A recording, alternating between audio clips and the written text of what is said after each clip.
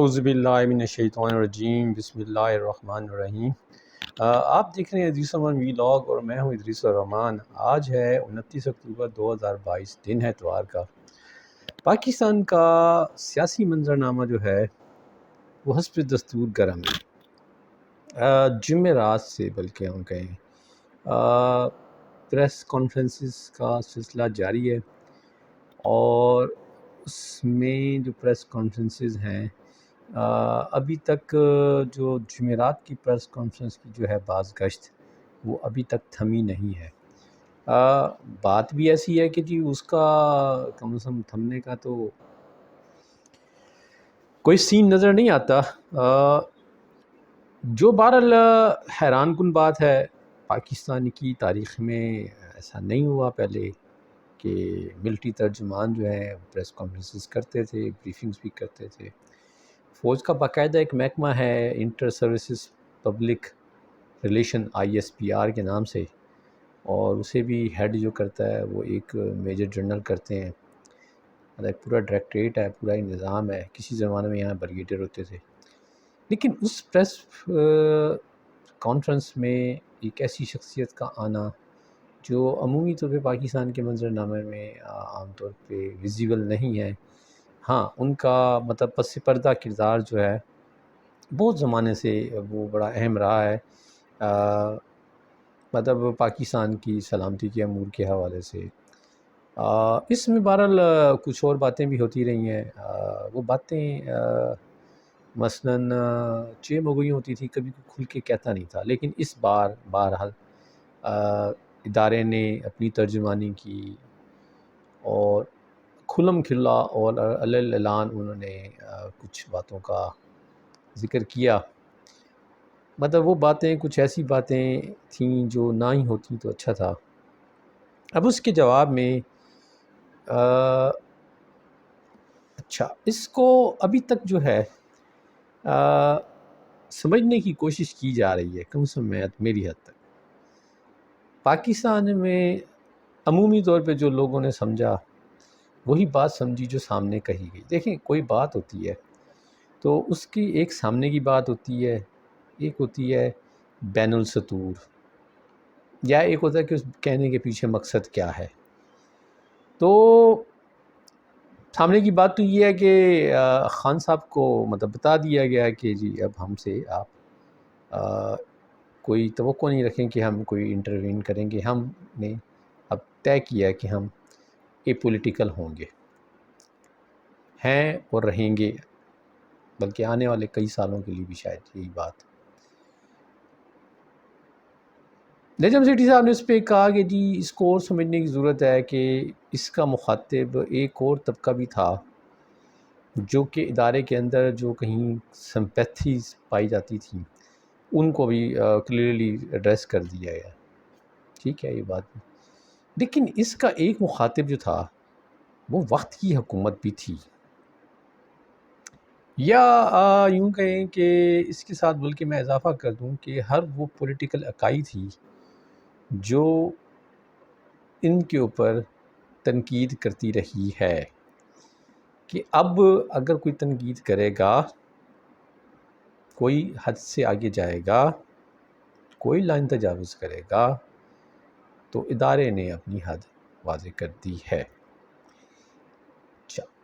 اس پہ ہمارے پاکستان میں وہ مبصرین، وہ مطلب یوٹیوبرز، وہ تجزیہ کار، وہ صحافی جو مطلب عمران خان کے خلاف تھے، انہوں نے تو بغلیں بجائیں، دیکھیں جی عمران خان کے غبارے سے ہوا نکال دی۔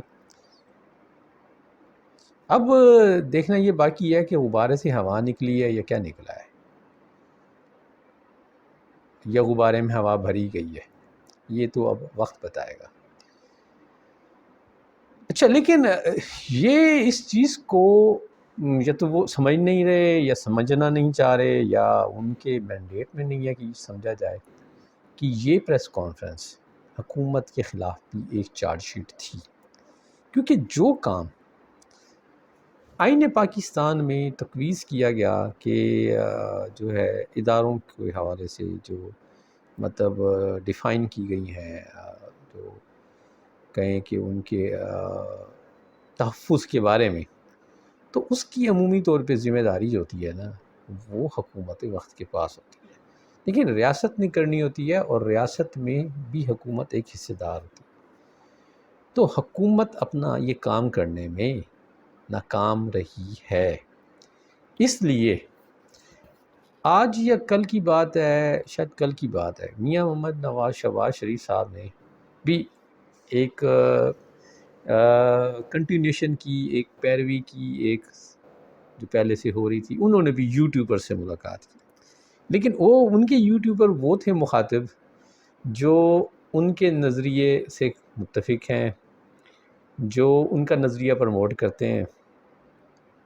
ایسے میں ایک مجھے صاحب کی مجھے گفتگو کہ ہنسی آئی، بڑے نامی گرامی سینئر آدمی ہے،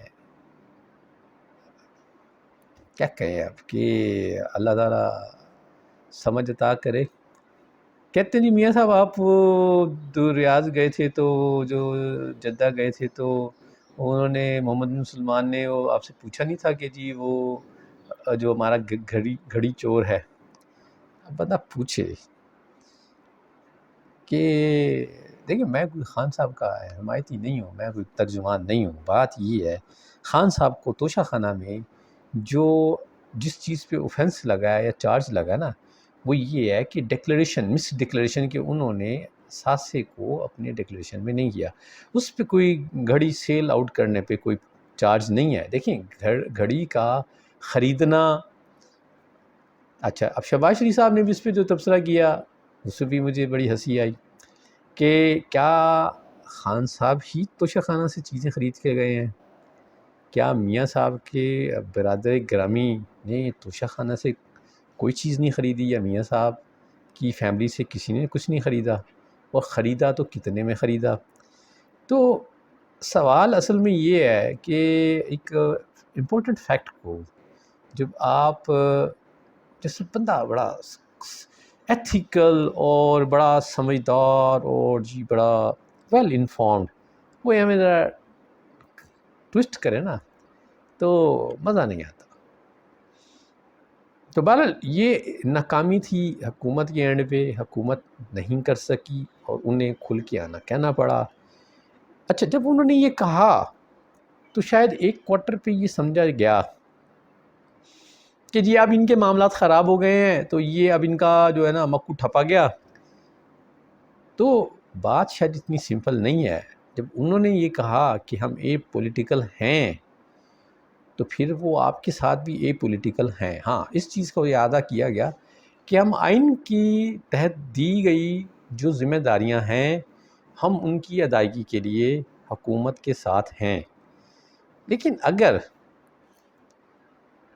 بات یہ ہے کہ جو اب اس کے پیچھے جو بات ہے، جو بات وہ شاید بتانا چاہ رہے تھے، جس کو کچھ کوارٹر پہ سمجھا بھی گیا اور بہت سی ساری جگہوں پہ نہیں سمجھا گیا، کہ ہم حکومت کے ساتھ ہیں آئینی ذمہ داری ادا کرنے کے لیے۔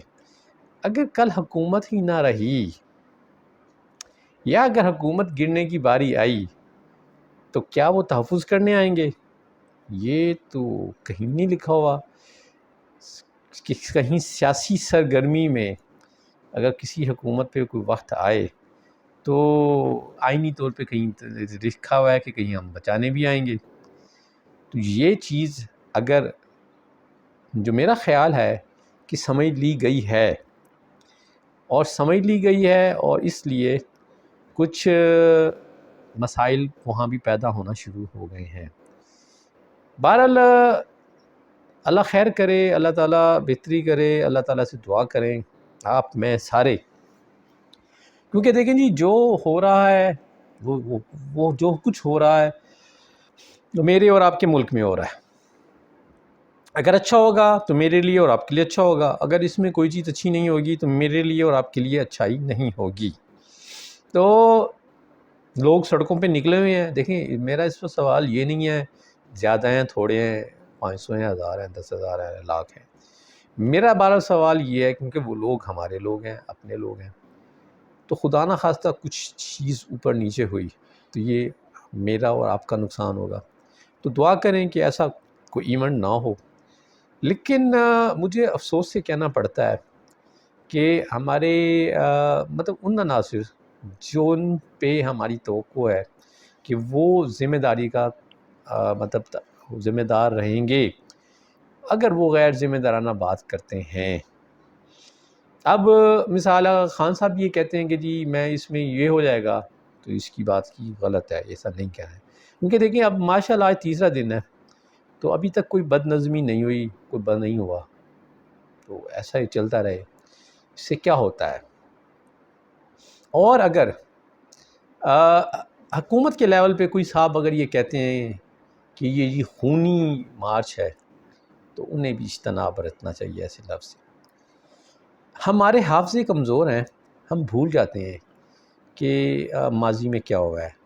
یہی ہمارے جو وزیر داخلہ ہیں آنریبل رانا ثناءاللہ صاحب، وفاقی وزیر داخلہ، یہ آج سے کوئی 8 سال پہلے بھی وزیر داخلہ وزیر تھے، ہوم منسٹر تھے پنجاب کے، اور ایسی کسی اشتعال انگیزی کے واقعے میں وہاں فائرنگ ہو گئی تھی.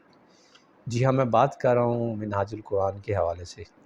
ڈاکٹر طاہر القادری کینیڈا میں بیٹھے اپنے مطلب کہیں کہ متقدین سے یا اپنے فالوور سے خطاب کیا کرتے تھے. مولانا بڑے جارحانہ انداز میں، ڈاکٹر طاہر القادری جو ہیں بڑے جارحانہ، اور بڑا ان کا انداز ایسا ہے کہ وہ اپنے فالورز کے اندر وہ واقعتاً بجلی بھی بھر دیا کرتے. تو معاملہ شاید کچھ رکاوٹوں کا تھا، کچھ بیریئرز کا تھا. پنجاب حکومت ہٹانا چاہ رہی تھی، وہ چاہتے تھے نہیں ہٹائے جائیں. اس کے اوپر کوئی بیان بازی ہوئی. اس وقت بھی مطلب رانا ثناءاللہ صاحب تھے، انہوں نے بڑا کوئی اس طرح کے بیانات دیے تھے جس نے سامنے لوگوں کو مشتعل کر دیا تھا. وہ پروٹیسٹ میں نکلے تھے اور پھر اس پروٹیسٹ پہ گولی چل گئی تھی، پھر بہت سارے لوگ وہاں شہید ہو گئے تھے. آج تک 8 سال ہو گئے ہیں، یہ معاملہ سٹل ابھی ہنوز چل رہا ہے. تو رانا صاحب سٹل پھر وزیر داخلہ ہیں، اور وہ بیٹھے کہہ رہے ہیں، میں نے سنائی بات نہیں کر رہا، میں نے خود ان کی پریس ٹاک سنی ہے، کہ وہ کہہ رہے ہیں کہ گمراہ لوگ جو ہیں اس مارچ میں ہے. تو مولانا صاحب خدا کا نام مانیں، اپنے الفاظ کا انتخاب تو صحیح کریں. دیکھیں جو لوگ مطلب دیکھیں اس وقت بحث یہ نہیں آ رہی کہ لوگ غلط ہیں صحیح ہیں. اس وقت سوال یہ ہے کہ پاکستان کی سڑکوں پر لوگ آئے ہوئے ہیں. اب یہ ریاست کی ذمہ داری ہے کہ ریاست معاملے کو مینیج کرے. اگر ریاست کے لیول پہ اوپر اشتعال انگیزی دی گئی، دیکھیں جو ہجوم ہوتا ہے نا، اس کی کوئی عقل نہیں ہوتی، اس کی کوئی وزڈم نہیں ہوتی، اس کے پھر جذبات ہوتے ہیں. اور جو اس ہجوم میں موجود رہنما ہوتے ہیں، وہ ان کا اس پہ اتنا زیادہ کنٹرول نہیں ہوتا. پھر اس ہجوم میں کوئی تیسرا فریق بھی شامل ہو سکتا ہے. تو یہ اس وقت بات نہیں ہے، اس وقت یہ ٹائم نہیں ہے کہ آپ لوگوں کو بتائیں کہ وہ گمراہ ہیں، یہ ایک مطلب ایک کسی خونی انقلاب کا وہ حصہ، خونی مارچ کا وہ حصہ ہیں. تو یہ لوگوں کو اشتعال مت دلائیں. دعا کریں، دیکھیں جی معاملات بخیر و خوبی رہیں. دیکھیں جب اس طرح کی کوئی چیز ہوتی ہیں، ان کے نتائج جو ہے وہ بات چیت سے ہوتے ہیں. اب میرا اندازہ یہ کہتا ہے کہ حکومت کو تو فوری طور پہ رانا صاحب کو اس معاملے سے ہٹا دینا چاہیے. اس کے لیے کوئی انتہائی ماڈریٹ قسم کا بندے کو سامنے رکھا جائے، کیونکہ اگر اس موقع پہ حکومتی اینڈ سے اشتعال انگیزی آتی رہی تو معاملات خراب ہونے کا اندیشہ رہے گا. بہرحال ایک اچھی بات سمجھ میں جو مجھے آئی ہے کہ حکومت کو بھی معاملات کا ادراک ہے. یہ اور بات ہے کہ جو پریس ٹاکس ہیں وہ تو اشتعال انگیزی میں مبنی ہیں. میاں صاحب نے کہا ہے کہ جی مجھے عمران خان نے تجویز دی تھی، بھجوائی تھی کہ جی ہم بیٹھ کے آرمی چیف کا تعین کرتے ہیں. تو 3 نام خان صاحب دیتے ہیں، 3 پرائم منسٹر دیتے ہیں. تو ان ناموں میں سے تو کہتے ہیں کہ جی میں نے شکریہ کے ساتھ اس پرپوزل کو واپس بھیج دیا کہ اس میں یہ پرائم منسٹر کا پروگریٹو ہے. ٹھیک ہے جی، بالکل پرائم منسٹر کا پروگریٹو ہے.